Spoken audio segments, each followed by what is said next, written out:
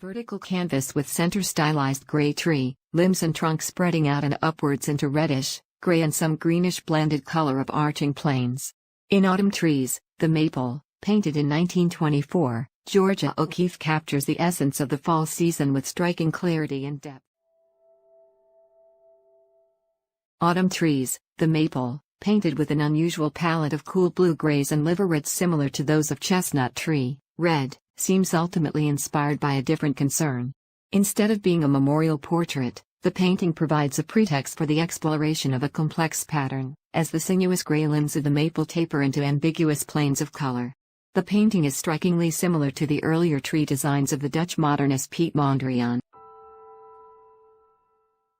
Many trees lose their leaves in the fall when it starts getting cold. It's a fact of life. But do you actually know why trees lose their leaves? Take a moment to think about it, and you might realize that you don't really know.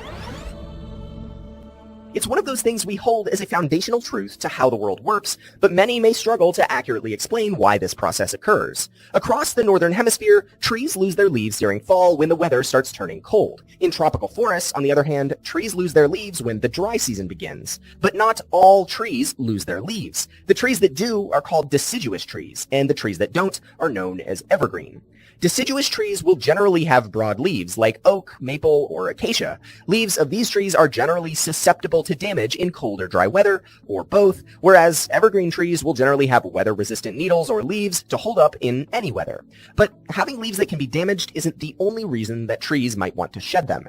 Leaves are the way that trees collect and capture sunlight to process. Leaves are also very water and energy and nutrient rich. Having all that water and energy stored in leaves that can easily be damaged in bad weather is no good. So trees undergo the process of abscission to protect their valuable resources. The process of abscission begins as trees release hormones that begin reabsorbing all of the nutrients from the leaves and placing it back in the roots of the tree.